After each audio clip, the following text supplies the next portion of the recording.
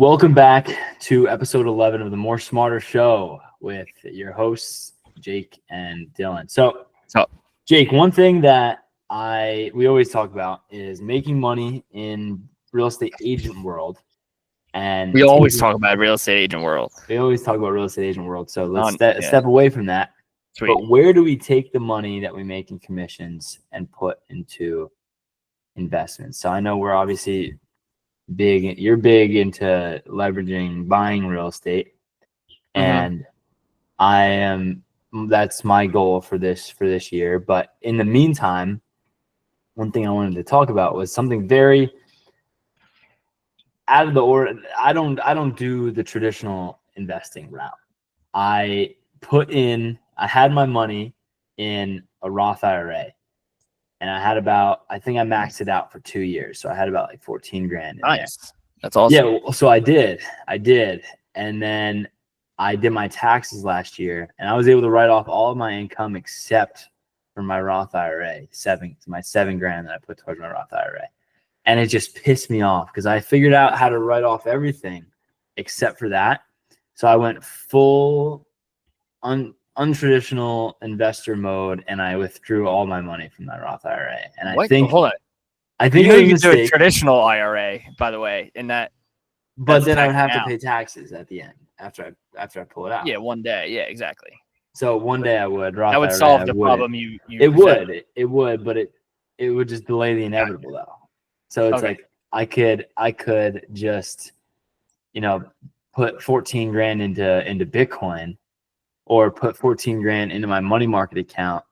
Sure, I would still have to pay tax on the interest that I would make in the money market, but it wouldn't be held up in my Roth IRA like it is in a Roth IRA, if that makes sense. So it does, but it grows tax free. I mean, there's advantages to all of those things. Totally. So different ones. Yeah. Going about that though is I would personally rather have 14 grand in my pocket right now in my money market account, waiting and building up as I keep depositing my commissions into that to use as my nest egg towards buying a property. Okay. That's where my mindset like is. This. I like this. And obviously, I think we both agree having all of that is nice, right? Yes. Well diversified and all those things. Yes. But from my 20s, didn't know about real estate investing, right? Well, my 20s, it was like 27. So most of my 20s, I didn't think about that. Yeah. So I was contributing to retirement accounts, which I'm glad I have them today, right? Of course. Mm-hmm. And I actually borrow from them to invest in real estate, which I could talk about later. But yeah, there was a point where I was like, damn, if all that money was cash, then, or just in the stock market, like liquid, then I could put more money down for my first purchase or have the second purchase sooner. Yeah. So I do think we think differently than the traditional investor who just puts their paycheck, right? Part of their paycheck towards a retirement account. And I love real estate investing, and I no longer contribute to retirement accounts the only reason I do is to help taxes, like you said. Yeah. Because exactly. But the thing is I would only recommend that to someone who's in it full time. Yeah, like we're in it. If we're not doing it, we're fucking sitting here talking about it. Yeah, exactly. It's what we think about, and it's what the podcasts we listen to, and the books we read, and the actual career we have is that. So that's why I'm saying we're different than most people who are at a job and should contribute to their retirement account. Exactly. Yeah, that's why I even tell like Kylie, she got a full-time job, my girlfriend now, and she's depositing. I something like max out your 401k, put all your money into your Roth IRA, and then save. Great idea. And then put the rest of that money into a money market account, and then gradually start paying off your student loans. And that's a very almost like Dave Ramsey kind of approach, which is a smart approach. It probably creates a bunch of silent millionaires. Totally, it definitely does. But for me, I want to be like a deca millionaire. And I want to own like $10 million worth of real estate by the time I'm 30. Well, that last part you said is correct. Like it almost is a guaranteed way to become a millionaire when you're 65. Yeah. But I'm not living for when I'm 65. That's the shift I've made. Although I could make an argument, real estate is a long play. I mean, it is always a long play. Absolutely. So sure, when I'm 65, I'm going to really produce. It's going to be more helpful to me than it is today. Mm-hmm. But what I love about real estate that no other asset has, including crypto, including anything that I'm aware of, is leverage. You know what I mean? Yeah, I know. Absolutely. Yeah. So, and I think when we have a future guest scheduled who is a really big Bitcoin guy, and we can get into that then. So I don't want to make the full comparison. I also don't know a ton about other things besides real estate, but I do know a ton about real estate investing, and leverage is just the greatest thing of all time. Debt is the greatest thing of all time if you handle it correctly, which in real estate language it is, right? Yes. You could buy, and what I mean is you could buy a $500,000 house for, if you're living in it, for only 5% down. Yeah. You could buy $1 million house for only 5% down. And it's unlike, like, if I wanted $1 million of Tesla stock, I need $1 million. Yeah. But the younger you are, the less money you're going to have. So leverage is my game. Responsibly, I should say. Totally. Yeah. And what's something that I always think of is that common saying of 90% of millionaires are made through real estate. And it makes me think, though, it's like, all right, 90% of millionaires are made through real estate. Is that through just people's single family home equity? And because they buy and most likely hold on to it for 30 years, that at the end of their life, they can have maybe $1 million or $2 million in their 401k, Roth IRA, and then they own their house outright, and it's like a $500,000 house. The best way to become a millionaire? Yeah. Buy $1 million house and have someone else pay it off. That is the answer to the question. Yeah. Yeah, I mean it is the answer to the question. So but then that obviously can, the reason why debt is a good thing in real estate is for that exact reason. You're not the one paying that debt. It's like a Robert Kiyosaki thing. It's like debt is good if you're not paying for it. But everyone who's paying car loans and doing all this sort of stuff. I recently had an experience with Turo, and Turo is a car like rental. Airbnb for car. Yeah. And so it's like someone who buys a brand new car on Turo, maybe not a brand new car, but whatever, has like a Tesla on Turo, who's able to charge $400 a day for you to rent out a Corvette or a nice Tesla. I mean, it's probably good debt. You got to be making a profit on that. Mm-hmm. Yeah. So, I'm sure there's a lot of wealthy people doing that. That's the whole concept of like real estate debt is good. It's not necessarily real estate debt. It's debt, because real estate debt can be bad. Single family homes, any homes, are traditionally bad. Like they're liability. I don't know what that comment means. Single family homes that you're living in it's a liability. It's something that is a monthly fee that you're paying, and it's not a liability. I mean, that's really strong. I mean, if it's appreciating, there's a ton of benefits to it. Yeah. A liability is the cornerback in Remember the Titans, who just kept getting absolutely burned. That's a liability. Your single family house that you live in and grow a family in is not a liability. Totally agree. Fiscally speaking, it's appreciation, of course, but you're paying. And your alternative? Your alternative? Oh, of course, yeah. There's no alternative, but that's me kind of just. Let me rephrase that sentence. Then it's me challenging the traditional investing status quo of how your single family house that you and your family live in is your most valuable asset. Yeah. So let me break this down too with where I'm at, because I'm doing things within real estate that I didn't even know were a thing when I started real estate. So one I sort of flirted with previously, which I said I borrowed from my retirement account to invest in real estate. So here's what I mean. I have money from my teaching days that was in pension from teaching that was like guaranteed, like I must contribute to that in a paycheck. Mm-hmm. And when I quit teaching, I no longer am eligible for a pension when I'm older because I didn't qualify. I didn't teach, I think 10 years or whatever it is. So I got that money, and rather than receiving that money in a lump sum, I rolled it over into a 401k type account where I did not have to pay taxes because I didn't receive the money yet. Then I borrowed from that 401k, and I'm able to borrow up to 50% of it, up to 50K. So let's say it was 50K. I borrowed this 50K. In this example, it would have to be 100 total because, again, 50% up to 50K, right? So I borrowed the 50K, and I'm able to borrow it from myself, paying myself 6% interest. So Jake is paying Jake's 401k monthly 6% interest. So drawing on the amortization plus 6% interest. It's like a 5-year loan. Okay? Yeah. Okay. So I have this now 50K that on a monthly basis I'm paying my future self, but now with 50K, I have a friend who is doing a flip, needs 50K for 12 to 18 months. So we worked out through attorneys. I'm getting 11% on this as his lender for 50K. Wow. So I gave him 50K for 11%. We're on month 12 actually now, so I should be getting that back soon. And it's backed by, I'm in first position. So if he didn't pay me, I would own the asset, or at least my allocation of it. So I'm basically flipping my retirement account into gaining that 5% margin of interest. Wow.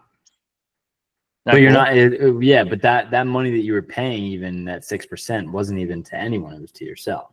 It was to my retirement account. Exactly. Wow. So when I get the money back, I'm going to have, and when I'm done with the loan, I'm going to have a lot more money in my retirement account.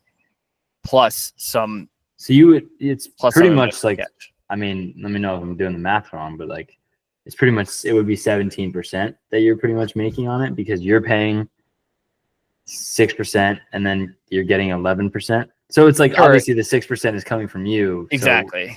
But it's all going back in. I'm more seeing it as it's a 5% gain for my, cash position. Yeah. And I'm just contributing to my retirement account as well. Now, how often do you think you could replicate that? Or you think that's a one? Well, it's only up to 50K. But no, I'm saying like, okay, so this was kind of treated like a CD though, where it's like, all right, you'll put your money in for a year and you'll get 11% back. Well, I'm the lender on the deal, so things could change, right? It's 12 to 18 months. There's different terms if I get my money back in 12 months versus 18 versus longer. Just like a short, like a bridge loan would be at a bank. You know what I mean? Yeah. No, I get it. But I'm saying, would you get all that money back? I'm like, you would get that back at the end of the year. I would get like 55K essentially. Yeah. Okay. Got it. Yeah. So that's really cool. Yeah, and I'm not getting rich from it, but it's just accumulating. I'm not. It's just, why not? It's $5,000. It's $5,000 exactly, yeah. And it's that's $5,000 to my cash, but there's also, plus I'm now contributing to my retirement account, which we can argue is not the best, but it is good here. I mean, it's good enough for what I want. So I'm gonna keep doing that forever, I think. Yeah. Because I know in my sphere there's people who want money who would lend me, or who I can lend that 50K to for 11%, because I know a lot of flippers and local investors. Yeah, that's good. So that's one thing I'm doing. And the other thing I'm doing right now is I'm actually getting a HELOC on my house. So that's a home equity line of credit. So I have enough equity in my home. And this is where I also wanted to challenge you with the single family home that you live in. Because I have enough equity in it from living here for longer and doing appreciation and natural appreciation where I can borrow from it. So I'm using that to renovate a different property that I just bought. So I'm basically using the bank's money to renovate a property that the bank helped me buy. If I'm saying that correctly. Yeah, I think you're following. I am following. I am. So you're leveraging. You're leveraging your single family house by taking money out that you own in equity, and you're using that money towards another house that you had the bank help you buy. Yes, and it's not free. It's I'm paying like 10% interest or 8 to 11. I honestly don't know, but let's call it 10% interest. Not to myself, but to the bank, right? So it's not free money, but the idea is that if you do the math, the cash flow where when I put this 100K of HELOC into this property I just bought, I'm going to renovate it with 100K. So the rent on that property is going to be more than 10% of a gain that I'm paying in interest. Yeah. Yeah. No, absolutely. That's I love that. And that's the way that you're thinking smarter and you're investing. Yeah, like for me, I used to see money in a way where it's okay, I gotta go ref this basketball game and make this amount of money. But now I'm like, wait, how can I utilize what I already have to make that money without refereeing that basketball game? So my first example, I can make $5,000 this year or 18 months, right, of doing that. I don't have to ref a basketball game, which, and then there's next example. I'm able to renovate an entire house, produce more rental income, and that's another way of making money, just utilizing the assets I already have. Yeah. Yeah. No, that's the best. I love that. I love talking about this. And I think when I think about money, I have a bunch of different thoughts, right? I think I am working really hard. Like, why am I then? Because then when I think about money, I think about all these different things, right? I think of why am I working hard for money? Why am I going through all of the stress that I'm going through in a real estate transaction? More, yeah. But it gets more harder because I get more stressed and I continue to think about, is it just the money or what is it for? Same though. I mean, I just outlined some ways where you can make extra money, but that's not paying my bills, right? We're talking about $5,000 a year. Yeah. Yeah. So I still go through that of, in our case being real estate agents, and there's some really shitty parts of that. Absolutely. So I'm also figuring that out. I mean, I like to think that like we have our head on a swivel and we're not just, focused on the next deal all the time, but we're being mindful of all that. Yeah, totally. Yeah. And going back to my main point where this kind of co-aligns with being creative almost with your investing, is the traditional route is the retirement accounts. It's a 401k, Roth IRA, and buying your single family home. That's what I would say. And getting a good job and, getting a promotion and doing all that sort of stuff, which is all great. And that's going to make you wealthy in time. For me, my game plan is close as many deals in real estate as possible, take that money, put it into my money market account where it's getting 4% interest. Nice. All of that money is just sitting there. We were talking about this off camera before, where it's just, you get $66 a month, $100 a month. It's awesome. It compounds and you reinvest it. But the whole point it's sitting there is for when you find the real estate transaction that you like, a real estate property you want to buy, you take the money out of there and you put it towards that, and you continue doing that. So you take the money out of your money market, you put it towards this property, and ideally that property you're buying it below market value, where you can put a little bit of work into it and it'll bring the property value up. In addition, you can rent it out and hopefully get some sort of cash flow. I saw this tweet, and someone said there are two types of people in the world. The people who compound interest I'm going to restart that. There are two types of people in this world. The people who benefit from compound interest and the people who are hurt from compound interest. How amazing is that simplicity of that? It's true. And the leverage is true. Like the word leverage and debt is connected to compound interest. Yeah. Well, would you think that it would be silly? So like being a financial advisor in this, which we're not. Which we're not. But Would you say that it was wrong of me to take out all of my money in my Roth IRA?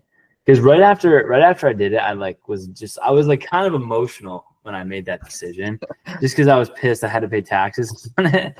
And What was your hit? Did you take a hit on it? Yeah, I mean, wait, what do you mean? Like 10% early withdrawal or something? No hit. I mean, I might have to pay taxes on them. No, because I think I took it out when I was down. Yeah. Or like I was around even. I might have had maybe $100 in the green, but gotcha. But yeah, I mean, I definitely did it way prematurely. So and you did it. I mean, you're kind of not in a position maybe where you needed that money. Well, also where you don't have more money. Like you're not like I can keep that in here plus do this for my house. Yeah, no. Well, that's true. Yeah, I don't have that. So I think you're good. Yeah, I think I agree with that move. But I also don't. I was about to say I don't need to buy a house now, which I guess I don't need to, but I need to. So yeah. So okay, then I could sit with it. Then definitely you should. Yeah. You should definitely more than sit with it.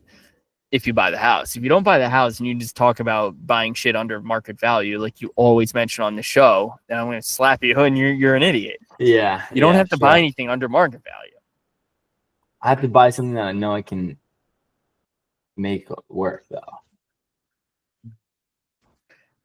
I mean, what do you mean? Like value add?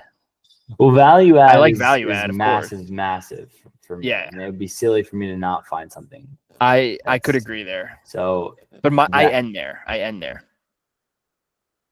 But I also think that me being in real estate knows that it's really not good to buy something on market.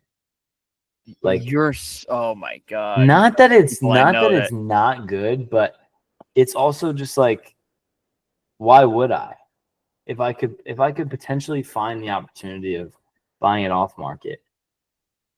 I could not disagree more. Oh man.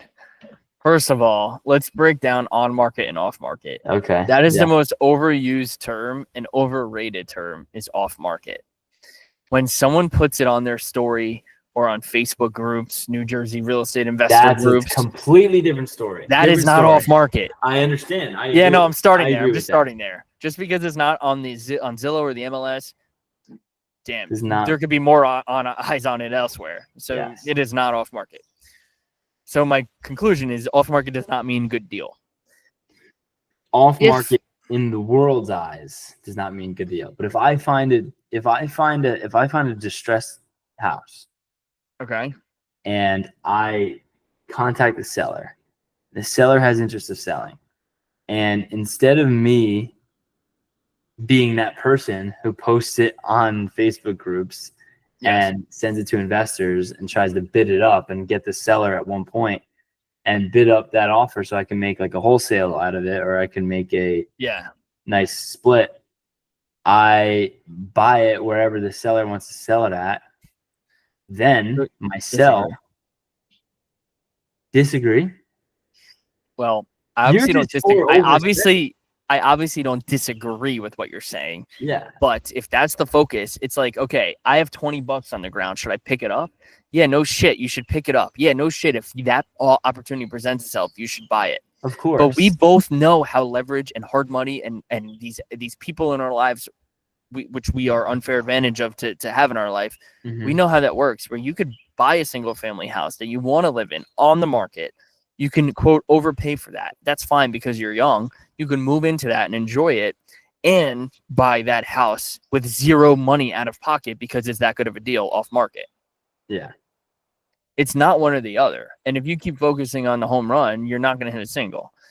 And it's really like, again, my experiences have been on market and off now. Like my third and fourth properties were off market. Yeah. My first two were on market and over asking because I wanted to live there and I have a 30-year view on it. And I house hacked because that's what, and value add too. So house hack, value add. Those are the things I was looking for. Paid over asking. Really happy I did. Because like I got my first off market deal in 2024 But if I started my real estate journey in 2024, It'd be a different story. it's only a year ago. Yeah, I would be a different story. Totally. And I'm not, if I'm still saying that 6 months from now, Give me a date, January 2026. My goal is to purchase a place before December 31st, December 30th. I don't know. But you're not hunting for a place. You're just doing your off-market shit. Yeah. Well, and that's okay if you want to say, if you promise me that you can just do a little off-market shit until December 31st and then you shift. Okay. I mean, I think I can do an off-market until,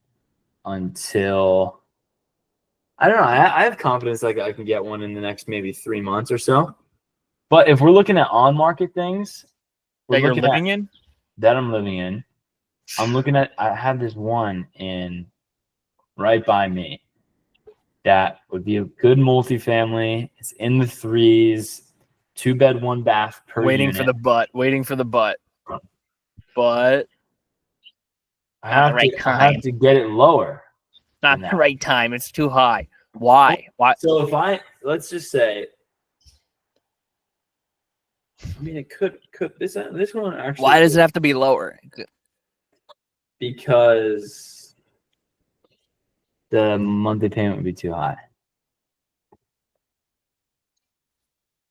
Okay. It'd be too high for me to separate. That's definitely a separate factor. And you put 5% down. Yeah. And it's I can put 5% down. Yeah. And you put a conventional loan. It's not into. I can for this house. I could probably put. I mean, I could put 10% down. I don't want to put 10% down, but. Well, you have 14K now. Maybe that's the difference. It is actually the difference, but I don't want. I'd rather put 5% down, keep more of my money, and do it that way. But I mean, the way that I look at it for that specific one is,